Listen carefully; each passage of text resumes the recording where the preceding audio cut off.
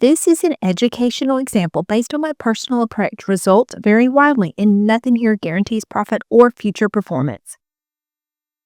Hello, everybody. Welcome to the Trading with Ashley show. I know that we have a lot going on in the world right now, and as expected, futures did open quite down as we had been anticipating this. Actually, for several weeks now, we had received warnings that we should be cashing up, get ready for volatility to spike, and we're starting to see that right now. And I want all of you to be prepared for it this week.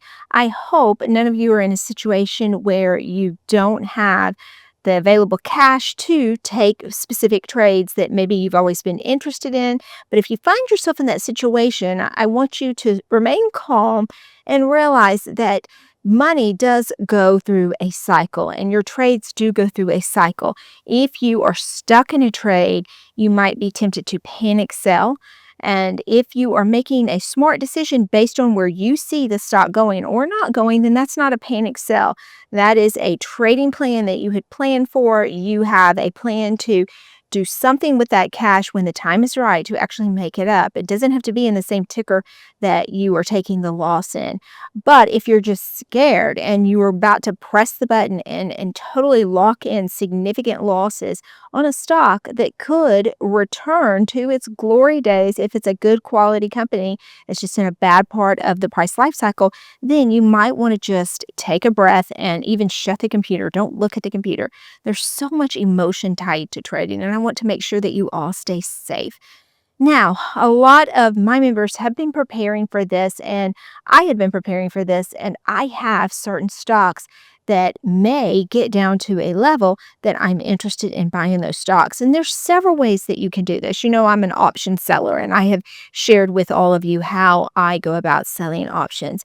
But you can also set limit orders, especially if we get spikes down in certain equities or certain stocks that you've always been interested in. And it's really helpful if those particular sectors, if those particular stocks are actually in a bullish mode. Now, we use the MACD in the community to determine if it's in a bullish mode.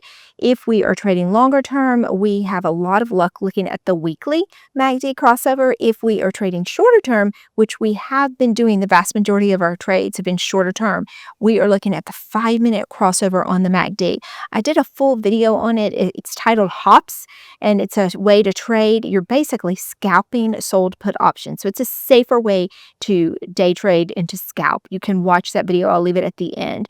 But for those that are interested in what plays I might be interested in, solid companies that it looks like sector rotation is going into these companies, or they're just solid companies that I've always enjoyed having exposure to or want more exposure to just at a better price. I'm going to take you through all of that so that you can work on the things you need to work on this evening and tomorrow so that you may be able to potentially jump in at the price that you perceive is fair. Now, one thing I want to share with all of you, we are seeing futures red, and then tomorrow more than likely will continue to be red. There's a lot of information coming out, and with every bit of information, every tweet that comes out, every news story, it has the potential to sink the market even lower. So don't be so hungry to go ahead and deploy all of your cash that you don't have it available for a continued downtrend. Now, these conflicts, they could press on for longer amounts of time. If it's resolved sooner, then you'll start to see somewhat of a recovery, but it could be just a relief bounce. So you really want to trade in very short intervals at this point. And if you're going to do a buy, like some of the things I'm going to show you, you want to make sure that you're really comfortable holding that stock longer term, because we may be in an extended situation or it could resolve quickly. No one really knows. This is something that you have to navigate very carefully, but you don't want to deploy all of your cash right in the onset. I do know that will keep you safer in the longer term. All right, let's jump into the computer. Let's look at some specific trades that you might be interested in, or some specific buys that you might be interested in setting some limit orders for. The first ticker symbol I want to review with you is ticker symbol BE. It's Bloom Energy. And I really like this company. We have been trading it quite a bit in the community. And the main thing I like about Bloom Energy is the way that they get electricity to whatever site is needed. They have these battery packs that they deliver so effectively anywhere you need electricity, if you are lucky enough to be able to get Bloom Energy as part of your contract, they will bring the electricity to you. It's a very unique business model, and it's been working really well. There's a lot of potential hope for the future, especially as the need for electricity continues to be in demand. And so technically, Bloom Energy is in a really good spot. If you look at the RSI, we are at 51, so we're still in a bullish mode right now. And I want to look at a technical level. Do you see right here this 100-day moving average, that 120 area? Anything, I think, between 132 and 121 is still a fair area to get in, especially if we get the spike down in the coming days. So the premium's really good if you want to sell options, or if you just want to actually do a buy order to start to get into this stock. You could look at doing a buy order, maybe all the way from 130 all the way down to about 120, and then that way you get it at different levels potentially. Now let's look at where it is on the MACD weekly, because that will show us if it is in a bullish or bearish mode. And I want to make sure that if I'm going to be buying these stocks, they're just having a bad day, that they're not actually on a longer term downtrend. If you're looking at the weekly MACD, you can see that we did cross over the red line, which is the signal line, and this happened in January. It was January 12th of this year, and we have been bullish ever since. And this took place over the zero line, so it's even a stronger uptrend. So basically, prior to any kind of pull down that we may see this week, we were in a bullish trend. So something to consider. You are taking a risk if it crosses back down below, because you don't know how far down it will go. But we've been trading this very effectively on the 5-minute chart as well, because it has quite the range during the day, and that's helpful if you're wanting to scalp it either with sold puts or buy and sell. If you look on the option chain and go out about 26 days at this point, 327, and you look at the 125 strike, now this is before we've even had the pull down that I'm expecting this week. You could get significant premium. It's 757 at this point. Now your delta right here, this is showing you how much that this will change if it pulls down this week. This something that you're getting $7.57 for to take the trade, you'll get significantly more as it continues to go down. Now, if you went with just where it was trading Friday at market close, that is over a 6% return in premium alone in this 26-day period. So if it does continue to dip and you really are not sure you want this stock at this level, then I would continue to go down, and you want to settle in maybe at somewhere around a 5% return in this 26-day period. The next one I want to review with you that is on my buy list is Taiwan Semi Manufacturing Company, TSM. And let's look at where it is technically.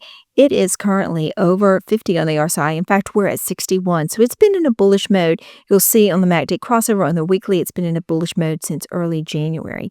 But if you look at potential entry points, anytime we are over 50 on this RSI, anything in the middle of the band seems to be a fair entry at that point. But if you want it to be more conservative, then you want to look right down here at the 50-day moving average.